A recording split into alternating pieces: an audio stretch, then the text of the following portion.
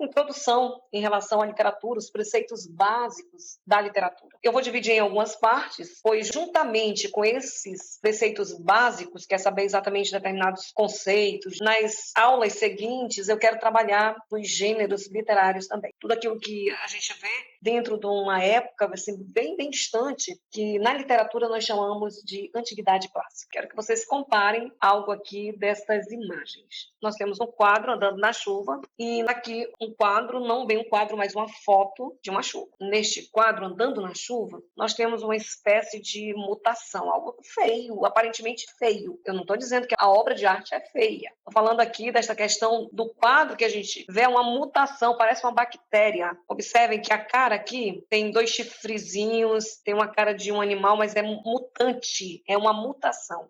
Observem que aqui, olha, tipo umas garras com dedos, as pernas, parece um animal em mutação mesmo. E as cores usadas, este azul e o preto. E se você observa aqui onde está passando o lápis, parecem corpos jogados, e a ideia dos pingos de chuvas, assim, parece que maltratam, quando cai realmente maltratam. Olhando este quadro é o que a gente percebe. Por que que andando na chuva, o artista faz exatamente um quadro como este? O que que ele quer falar pra gente? Eu peço que vocês comparem este quadro Andando na Chuva, que foi uma interpretação do modo de ver do artista naquele momento, para esta imagem aqui da fotografia. Se você observar as árvores praticamente sem nada, maltratada, a vegetação sofrida, na realidade diz respeito aqui às chuvas ácidas, provocadas pela poluição, e realmente quando ela cai, ela arrebenta por onde ela passa. Ela destrói, ela não é boa. Então nós temos um exemplo aqui da chuva ácida, que é justamente o que o artista quer representar este quadro, Andando na Chuva. Quando a gente pensa, nós temos aqui um tema que é a poluição, destruição da natureza. Com certeza dá para fazer esta leitura. Nós temos aqui um texto com uma linguagem não verbal, e ele fala muito. É claro que para isso nós precisamos ter conhecimento de vários mecanismos para fazermos esta leitura de um texto que possui uma linguagem não verbal. Que aí, diante de tudo isso que ele apresenta um tema, ele apresenta uma proposta, nós vamos pensar exatamente na literatura essa ideia de realidade versus ficção, de verossimilhança. Quando eu falo de verossimilhança, eu estou dizendo que é semelhante à verdade. Eu falo o seguinte, olha, determinada obra de arte tem verossimilhança, ou seja, semelhante à verdade, porque a arte, ela é a imitação da verdade, ela é a imitação da natureza, ela é a imitação do real, que foi aquilo que Aristóteles, lá na Antiguidade Clássica, ele já deu esta classificação da arte como a mimese. Pessoal, existe o nome mimese, paroxítona, e existe o nome mimese, proparoxítona. Foi um termo lá dito por Aristóteles, que ele disse que a arte é a imitação da natureza. Não esqueçam. O que é mimese? A arte é a imitação da natureza. O que ele fala por natureza? Do real, da vida. Quando eu fiz a comparação com este quadro Andando na Chuva para a fotografia da chuva ácida, realmente é isso. Foi o que o artista viu. Essa concepção da realidade que ele trouxe para o ambiente que foi projetado, que é a ficção. O artista dialogando com a sua época, com os problemas, e isso ele vai trazer para todos os leitores. O que a gente pode perceber nesse início aqui dos nossos estudos de literatura é que existe aquele que faz, que é o produtor, e existe o observador. E os dois precisam ter grande sensibilidade. O artista ele é dotado de sensibilidade, porque quando ele produz, ele precisa entender o que está acontecendo e ele precisa transformar aquilo numa linguagem mágica. E quando eu falo de linguagem, pode ser qualquer linguagem. Observem que eu usei um quadro, uma linguagem não verbal, mas pode ser também a linguagem verbal feita pela palavra, que a gente vai observar os vários campos da arte. É um vasto mundo. O artista ele é dotado desta sensibilidade, mas o observador ele também precisa de sensibilidade, ele precisa de conhecimento para poder interpretar exatamente tudo aquilo que o artista fez. Nós podemos muito bem ter determinado gosto. Eu gosto da literatura da época do realismo, tá bom? Eu gosto da obra de arte, do arcadismo, eu gosto da arquitetura do arcadismo, a arquitetura é uma arte perfeita. Não, olha, eu já gosto da arte moderna. Gente, gosto não se discute. Agora, o que a gente não pode é dizer não presta, sem entender. Arte e representação. Aristóteles disse que arte é a mimese. A mimese o que é? É a representação, é a imitação da realidade, a imitação da natureza. O que nós vimos naquele quadro? Nós vimos a mimese. Qual a diferença principal nessa representação? A foto são dados da realidade e o quadro é a representação representação desta realidade. E nós vamos ver que o quadro é a recriação. Em todos os tempos, em todos os lugares, homens e mulheres de diferentes culturas, costumes, credos e etnias produziram arte. Então, em todo momento, olha, desde as pinturas rupestres. Por quê? Que numa época ainda tão antiga, eles colocavam ali nas cavernas aquelas pinturas. Representavam o modo de vida, qual era a produção da época. Eles tinham necessidade de deixar registrado. Por quê? Necessidade de mostrar ou de perpetuar a sua história. Isso é arte. E é aquela eterna pergunta, o que é arte? Tantas definições, eu podia dizer, olha, a arte é a representação do belo. Se eu disser que a arte é a representação do belo, eu estou mentindo? Não. Porque a arte é a representação do belo. Agora é o seguinte, aquilo que é belo em determinada época, em outra pode não ser. Hoje, se você observar o que é o padrão de beleza na sociedade, se for olhar para o lado feminino, a mulher é bem magra. Agora, se você olhar na Idade Média, as mulheres mais cheinhas, elas eram mais belas, olha, me dá bem lá. Então, em determinada época, a representação do belo, ela é diferente. Então, a gente pode dizer que a arte é a representação do belo. Não significa que aquilo que é belo para mim pode ser para você, pode ser em determinada época. Agora, a arte, ela passa por todas as épocas. Outra coisa, se eu disser a representação do belo, do sentimento, é verdade? Sim. E esse sentimento que a arte representa pode ser de euforia, de alegria, de revolta, de raiva, de amor, de indiferença. Ela é a representação do belo, do sentimento, ela é a apresentação exatamente da vida. A arte causa estranheza. É errado dizer que causa estranheza? Não. Você olha determinadas obras de arte, você pega todos aqueles ismos europeus, futurismo, dadaísmo, que é aparentemente ele sem pé e sem cabeça. Ele saiu recolhendo ali um mictório, eles colocavam de cabeça para baixo e virava arte. Aí você diz, a coisa estranha, se você não entender exatamente o contexto, você vai achar estranho. Porque você precisa entender o contexto que foi criado, por que foi criado, para entender que é arte. Para que serve? Para muitas coisas. Eu já falei que era para perpetuar a história, que é o porquê, para interagir, para despertar, para propagar, para fazer com que as pessoas pensem mais, despertem o pensamento crítico, até mesmo que aliene, vem alienar. Tem obra de arte que ela aliena. Quando essa de Queiroz construiu a obra Primo Basílio, que já teve até uma minissérie na Rede Globo, que fala ali da traição da Luísa com o primo Basílio, que o marido era tão bom para ela, mas ela, cansada daquela vida burguesa, ela trai. Justamente a obra de arte ali nasceu na época do realismo, e era muito comum essa ideia do triângulo amoroso. Se você olhar na época do realismo, foi a mesma época em que o Flaubert vai escrever Madame Bovary, que justamente a Emma Bovary é a mulher que vai trair o marido, porque também estava cansada da vida burguesa, que levava e traía o marido com todos. A gente vê o mesmo padrão do Flaubert com o Eça de Queiroz, que justamente dentro da obra, as duas elas liam determinados livros e elas eram acusadas de ler uma coisa que servia para deixá-las alienadas. De repente, uma sociedade pode ver desta forma. E o que diz aqui, o que impulsiona essa necessidade de manifestar simbolicamente a vida? Por quê, né? O que faz? Eu penso assim, é um espírito revolucionário. Você vai acompanhar no decorrer da história das escolas literárias, ora ela é centrada no antropocentrismo, ora ela é centrada no teocentrismo. Ou seja, uma escola nasce para derrubar a outra. Ou seja, o homem ele quer representar simbolicamente a vida. Exatamente essa necessidade de mostrar o momento, de mostrar a mudança de pensamento que ele sente, ele vai usar a arte para isso. Uma coisa importante que a gente vai trabalhar aqui, que estamos trabalhando a introdução à literatura, um dos preceitos da literatura, nós não podemos esquecer da intertextualidade. Nós temos o quadro do Eugênio Proença, e ele vai colocar aqui sobre os trabalhadores. Esse quadro é de 1944. Nós vamos ver que aqui tem um andaime. Trabalhadores da construção civil em cima, pelas cordas. Os braços bem grandes. Olha o tamanho deste braço aqui. Maior que a cabeça. Eles usavam mais a força física do que a força intelectual. Era o trabalhador da construção civil. A força física. Se você olhar este quadro, a ideia que dá é que a gente olha de cima para baixo. É como se você estivesse junto com os trabalhadores no andaime. Pode ser andaime ou andaime, tá? Tem as duas pronúncias. A ideia é que você pode olhar de cima para baixo. Outra coisa que a gente vai observar, que exatamente o que chama a atenção é isso. Um dos trabalhadores caiu e morreu ali. Poucos aqui eles param para olhar e a maioria aqui continua trabalhando. Um ou outro olha, os amigos ali de cima dão uma olhada, mas o restante está trabalhando. E a ideia é de que tem uma feira, um comércio. E aquela morte ali, ela não foi muito significativa, não. E o foco de luz, justamente num trabalhador, e tem uma parcela ali da sociedade que o foco de luz não mostra. E aqui, pelas construções, o quadro nos mostra que provavelmente na cidade. Em 1944 ele fez isso. Como o Chico Buarque ele vai fazer essa música depois da década de 70, por aí, ao final finalzinho de 60, ele bebeu nesta fonte. Ele faz uma releitura disso daí, que ele vai trabalhar todos os versos aqui no final são pró-paroxítonos, amor daquela vez como se fosse a última, beijou sua mulher como se fosse a última, e cada filho seu como se fosse único, e atravessou a rua com seu passo tímido. O verso é composto por versos de 12 sílabas poéticas. São versos alexandrinos, longos, que já dá uma ideia de que a coisa estica. É como se fosse um velório, um cortejo fúnebre. E justamente quando ele usa este verso pró-paroxítono, ele é um verso esdrúxulo dentro da versificação, que ele vai dar esse som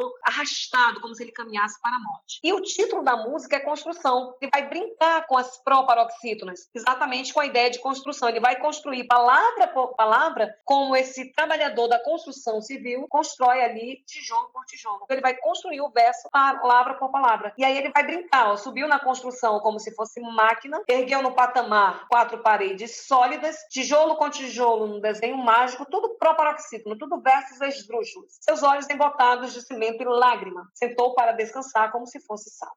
Comeu feijão com arroz como se fosse príncipe, bebeu e soluçou como se fosse um náufrago, dançou e gargalhou como se ouvisse música e tropeçou no céu como se fosse um bêbado. E flutuou no ar como se fosse um pássaro e se acabou no chão feito um pacote flácido. Agonizou no meio do passeio público, morreu na contramão, atrapalhando o tráfego. O que é estar na contramão da história? Que é exatamente a visão deste trabalhador. Ninguém se importa. Morre uma pessoa importante para ver para o mundo, mas morre um trabalhador, tanto faz. Ele vai morrer na contramão, atrapalhando o tráfego. Que automaticamente o Chico Buarque traz para o contexto da época, da ditadura militar, que é o que é estar na contramão da história. Está contrário ao regime da época. Ia ser perseguido, ia ser torturado, ia ser morto e tudo mais. Gente, isso é intertextualidade. É quando um texto fala do outro texto. Um texto, ele cita outro texto que nós temos aqui. Então, provavelmente, pelo tempo, Chico Buarque faz uma releitura do texto do Eugênio Paes. Toda obra de arte interage com o público. Seja o que for, quando nós olhamos toda obra de arte, ela conversa, ela interage com o público. E ela vai despertar. Ou ela desperta amor, compaixão, raiva. Ela vai despertar alguma coisa, porque ela vai interagir com este público. A literatura diverte. Gente, aqui nós temos aqui a cena do Pequeno Príncipe. O essencial é invisível aos olhos. Santo Pedro. Quem não ama o Pequeno Príncipe? Aquelas frases que desde criança a gente acompanha, você é responsável pelo que cativa. E a gente lê aquilo ali, fica tão viva na memória. A literatura constrói a identidade. Aquela coisa que você lê e você se identifica. Os textos têm o poder de transportar o leitor, provocar alegria ou tristeza, divertir ou emocionar. Verdade. Ora você se irrita com o texto. Ora você ama, ora você viaja. Vai ler o Pequeno Príncipe, que você vai viajar naquele planetinha com ele. A literatura nos ensina a viver, oferece-nos respostas às nossas indagações. Por que que eu vou estudar literatura? Porque ela me ensina muitas coisas, ela me ensina a pensar. Aqui nós temos a linha do tempo na literatura, na Idade Antiga, que é a Antiguidade Clássica na literatura, aquela chamada de clássica. Depois dela, nós vamos ter, durante a Idade Média, o trovadorismo e as novelas de cavalaria. Para chegar ao Renascimento, que é chamado de classicismo também, nós vamos ter um período de transição que se chama humanismo. O humanismo é a transição entre a Idade Média, aqui do trovadorismo, teocentrismo, para o antropocentrismo do Renascimento. Também é chamado de classicismo. Aqui é chamado de classicismo, aqui também é chamado de período clássico. Depois, nós vamos ter o barroco, depois arcadismo, romantismo e os estilos pós-românticos: parnasianismo, naturalismo, realismo e simbolismo. Depois nós vamos ter aqui literatura no Brasil e escolas literárias. Fiz essa divisão, mudei, porque isso aqui interessa muito para o Enem. Ele divide entre a era colonial e a era nacional. E na era colonial, Brasil, precisamente, vamos ter quinhentismo no Brasil, barroco e arcadismo. Vai ocorrer um período de transição aqui, que nós verificamos esse período nas obras, para então romantismo, realismo, naturalismo, parnasianismo, simbolismo, pré-modernismo, modernismo e pós-modernismo. Da Antiguidade Clássica, desse período bem longo, nós temos a herança grega. O que os gregos nos deram, nos legaram? Primeiramente, vem dele essa ideia de antropocentrismo. Quando eu tenho aqui o antropocentrismo, eu vou ter o homem no centro. Por quê que surge? Porque é neste período que surge a filosofia. Tudo era explicado pelos deuses. A mitologia é fabulosa, porque a mitologia também ela é herança grega. Muito forte a mitologia grega. Tanto é que quando Roma venceu o povo grego, que se tornou um grande poder, um grande império, os romanos copiaram a mitologia grega. Vai estar presente em toda a obra, ali, em todos os gêneros, principalmente o épico e um pouco do dramático também, mas principalmente no gênero épico. E vai ser uma herança grega. Mas a filosofia nasce no sexto século antes de Cristo, com a escola de Mileto, que o homem começa a formular os primeiros pensamentos. E justamente isso vai colocar o homem no centro de tudo. Portanto, é um período que ele vai ser um período mais racional, vai ser dominado pela razão, pelo pensamento, não vai ser dominado pela fé. A Idade Média, quando vem ali o domínio da igreja, que traz essa ideia do teocentrismo, mas aqui é dominado pela razão. Outra coisa que a gente vai perceber é a ideia da beleza. Os gregos valorizavam o belo, o equilíbrio, todas as obras, as esculturas, todas as obras eram perfeitas, equilibradas, harmonia, simetria. Se você estudar uma escultura antiga, você vai ver que tudo era muito simétrico, as voltas, a perfeição do tamanho dos membros e tudo mais.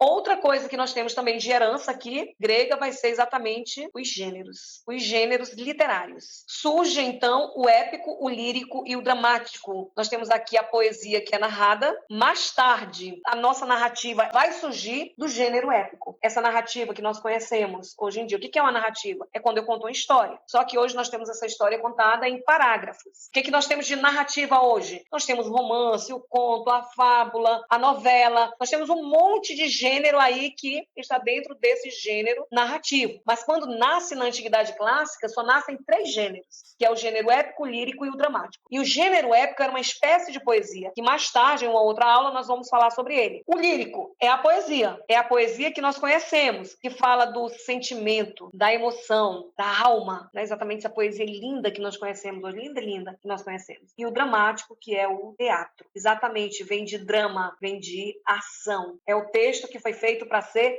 representado. E tudo isso nós vamos ter herança grega. E justamente quando nós temos lá no Renascimento, que o Renascimento é o renascer de uma nova cultura, mas ela volta aqui para a Antiguidade Clássica para trabalhar exatamente aquilo que eles trabalhavam aqui. Essa herança de equilíbrio, de harmonia, de simetria, a filosofia desta época que nasceu. Então, eles voltam exatamente para trabalhar o que foi apresentado aqui. Outra coisa que vocês devem lembrar é o seguinte: dos gêneros literários, muitos outros gêneros vão surgir. Hoje no Enem, principalmente Enem, que ama demais, trabalhar gênero textual. Quando eu falo de gênero literário, eu estou falando do gênero épico, lírico e dramático. A poesia épica, a poesia lírica e o teatro, que é o dramático. Quando eu falo de gênero textual, isso é amplo, milhares. Só o gênero textual moderno, o e-mail, o WhatsApp, todas essas redes sociais, bilhete, carta, bula, tudo isso é gênero textual. Vocês não confundam. A charge, a tirinha, o cartoon, não confundam aqui. Gênero literário, ele é amplo. Dele, muitos outros gêneros vão surgir. Outra coisa também que é importante vocês saberem é o seguinte: o rapisodo. Em determinada região chamavam de rapisodo, em outras chamavam de aedo ou rapisodo. O que era isso? Na época, era o poeta-cantor. Por que eu estou falando de poeta-cantor? Porque tanto a poesia épica como uma poesia lírica era acompanhada por um instrumento. Ela era cantada. Somente no século XV que houve a separação da poesia e da música. Mas até então, todo poema épico da Antiguidade Clássica, lírico, eles eram cantados e acompanhados por instrumentos. Este rapisodo era responsável de manter viva a história de um povo, principalmente nas epopeias, e era passada de geração a geração. E eles cantavam verdadeiras rapsódias. Rapsódia, o que era uma rapsódia? Eram fragmentos das epopeias, as grandes epopeias de Homero, a Ilíada e a Odisseia. O que o Rapsodo fazia? Pegava ali um fragmento, um pouquinho daquela poesia. Nas festas que existiam dos reis, eles cantavam aqueles fragmentos. Aqueles fragmentos eram rapsódias, e iria contar ali todas as façanhas de um herói que saía para lutar pelo seu povo, pela sua pátria, para conquistar. Então, o herói das epopeias, das rapsódias, era valoroso, ele era grandioso, ele era capaz de lutar contra monstros marinhos, contra os deuses, que existia exatamente a ideia do maravilhoso da epopeia. E o Rapsodo era o responsável de cantar isso. Todos aqueles fragmentos das grandes epopeias eram chamados de rapsódias. Tanto é que Mário de Andrade, quando ele escreve a obra Macunaíma, em 1928, ele coloca um papagaio lá no final que está contando a história do Macunaíma. Este papagaio nada mais é do que uma espécie de Rapisode. Ele está contando a história da nossa gente. Ele está contando a história do Brasil. Que Macunaíma é a obra que vai mostrar o Brasil com cara de Brasil, com característica de Brasil. Porque Macunaíma é o herói sem nenhum caráter. É o Brasil que ainda não tem cara de Brasil. E ele vai buscar aqui na Antiguidade Clássica este conceito para mostrar exatamente o que é o Brasil. Isso lá em 1928. Ele busca exatamente essa ideia que nasce aqui na Antiguidade Clássica. A gente tem que saber tudo para poder interpretar na hora de uma prova. Não adianta dizer, o Enem ele pede o período colonial e o período nacional. De que adianta? Mas ele pede gêneros literários também, ele pede preceitos da literatura. Então, de que adianta eu chegar lá no modernismo, estudar Macunaíma e não saber por que o livro é uma rapisode? Tenho que saber. E só vou saber se eu buscar exatamente estes conhecimentos. Falando um pouco sobre gênero lírico, realmente é a poesia,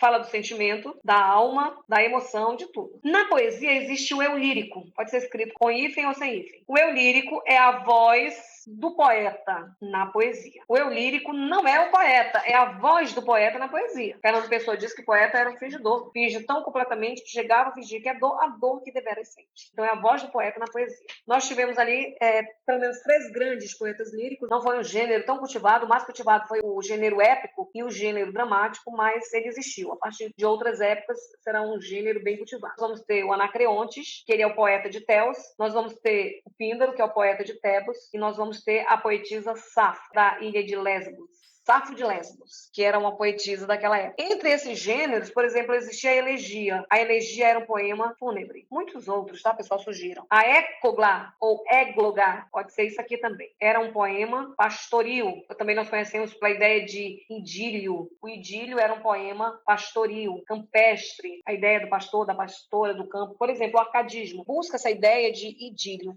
O soneto ele vai surgir tempos depois. Não surge agora. Estou colocando aqui exemplos de gênero lírico. Tem muito mais, só são exemplos. Significa que surgiram aqui tudo na Antiguidade Clássica. Soneto ele vai surgir ali pelo humanismo. Petrarca vai ser considerado o pai do soneto. Ele tem 2 estrofes de 4 versos, 2 quartetos e 2 estrofes de 3 versos. 2 tercetos chamados. Então nós temos uma estrutura que ela é fixa no soneto. E a ode, que é um poema de exaltação a uma pessoa importante da pátria. A ode ela é parecida com um hino, só que o hino ele é um poema que ele é para a pátria ou sacro, sagrado para Deus ou para a pátria. A ode não, a ode é exaltação para uma pessoa importante, mas os dois são poemas de exaltação. E aí, só para terminar, nós temos aqui a Safo de Lesbos, Eressos, né? Lesbos era uma ilha. A Safo ela era uma poetisa, uma mulher que ela casou com um rico comerciante, mas ele faleceu logo. Ela era dona de uma escola que ensinava poesia e tudo mais, tinha um grupo de meninas que eram suas pupilas.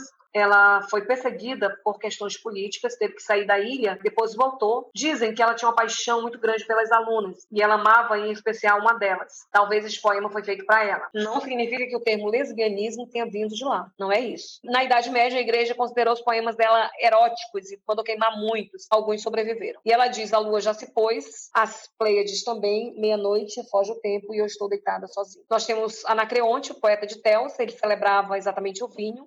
Era um poeta de temas universais e também fez várias odes. Ele diz, tirei-lhes todas, vendi-lhe outras de tempo para melhor, e dos hercúleos trabalho comecei a ser cantor. A lira rebelde, a seu tangedor, em cantos a amor. Observe que era acompanhado por uma lira. Por isso, a ideia de gênero lírico. A lira era o instrumento que eles tocavam, e a lira é belíssima. Hoje em dia, quando ouço alguém que toca, raro tocar, mas toca, lindo demais. Então, era acompanhado por aquela lira. Então, observe que ele mostra essa ideia de ser cantor, porque era poeta-cantor. Tocava ali um instrumento chamado lira. Por isso, o gênero lírico. Píndaro, poeta de Tebas, tinha uma profecia, uma lenda que dizia que quando ele era criança, uma abelha picou os lábios e daí era tão doce. Ele foi considerado um dos maiores poetas líricos da época. Dizem que quando Alexandre o Grande invadiu Tebas, poupou a casa de Píndaro. Ele fez vários poemas laudatórios esses de louvor, de exaltação, as odes. Serenidade, filha benévola da justiça, que engrandece a cidade. Tu, que tens as chaves supremas dos conselhos e das guerras, acolhe estas honras ao vitorioso Pítico Aristomeno. Tu sabes o momento exato de proporcionar contentamento e de, do mesmo modo, receber. Uma espécie de ode, de poema laudatório, poema de exaltação a